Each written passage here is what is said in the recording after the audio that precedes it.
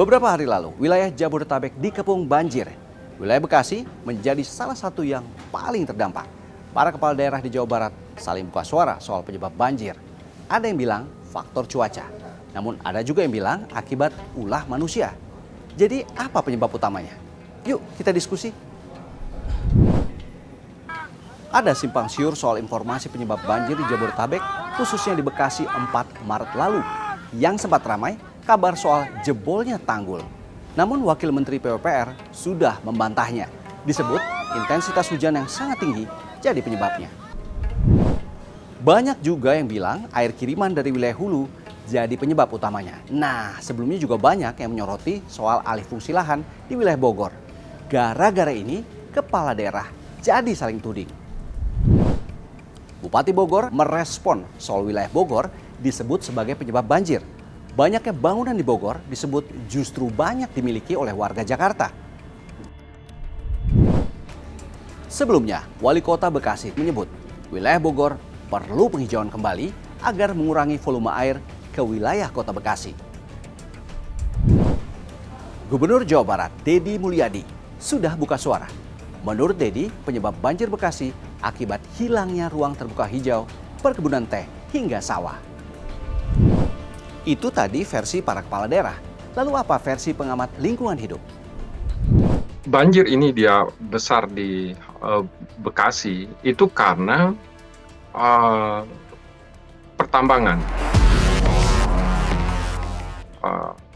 Itu yang pertama. Yang kedua itu kami melihat ada relevansi pembukaan lahan juga, tapi kami belum mengkonfirmasi lebih jauh apakah ini untuk lapangan golf atau perhotelan, tapi cukup signifikan.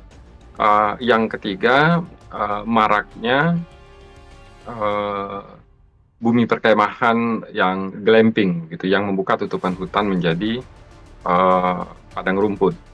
Tapi yang terbesar dan menjadi penyebab banjir parah di Bekasi itu pertambangan batu kapur.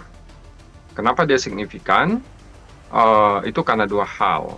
Pertama, batu kapur ini daya serapnya terhadap air di kawasan hulu itu jauh melampaui daya serap hutan sendiri. Yang kedua, daya serapnya itu bukan hanya luas, tetapi seberapa tebal pegunungan kapurnya. Nah, masalahnya kami melihat pegunungan kapur di atas Bekasi, itu daerah Jonggol dan seterusnya, dalam 3 tahun terakhir itu sangat masif ditambang. Pegunungan-pegunungan kapur ini dibongkar untuk menjadi bahan baku semen dan penguruk sepertinya. Nah, kami khawatir ya dengan ini kalau tidak dihentikan penambangan batu kapur ini di masa depan orang di Bekasi, di Jakarta itu harus pakai insang untuk tetap hidup. Walhi bilang tadi ada juga faktor pertambangan.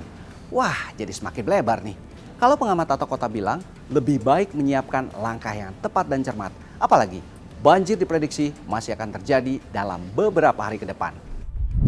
PR yang terdekat tentu adalah setelah kemarin banjir ada dua. Menghadapi tanggal 11 sampai dengan tanggal 20 minggu depan, tentu yang paling realistis adalah melakukan pengerukan kali dan situ danau embung waduk yang bisa dilakukan sekarang, termasuk gorong-gorong maupun saluran air. Itu hal yang paling bisa dilakukan sambil tetap menyiapkan tempat pengungsian yang bisa dicapai oleh seluruh warga, terutama daerah yang rawan banjir. Itu yang paling mungkin dalam waktu singkat.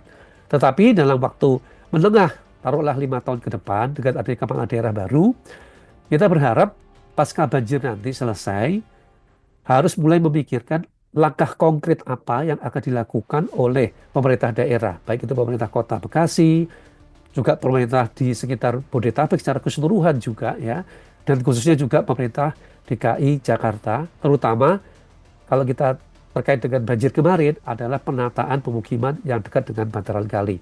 Ini kalau kita bicara penyelesaian banjir kiriman yang terjadi di 2025 kemarin. Berkah banjir kemarin, pemerintah pusat dan daerah akhirnya berkoordinasi. Tujuannya agar banjir kemarin tidak terjadi lagi. Ya, terima kasih. Apa yang disampaikan oleh Bapak Menko PMK, dan tadi kita semua mendengar penjelasan dari Bapak Wali Kota Bekasi. Kita lakukan berbagai upaya termasuk pembangunan dan penguatan tanggul-tanggul. Tapi ingat, ini juga bukan hanya di hilirnya, tetapi justru kita harus pastikan di hulunya ini juga harus ditertibkan. Kita harus semakin menertibkan tata ruang, termasuk juga penggunaan lahan yang tidak sesuai. Idealnya, jangan tunggu kejadian baru mengatasi. Antisipasi atau mencegah banjir pasti lebih baik daripada banjir datang baru mengungsi kemudian. Gimana pendapat teman-teman? Kita lanjut diskusi di kolom komentar.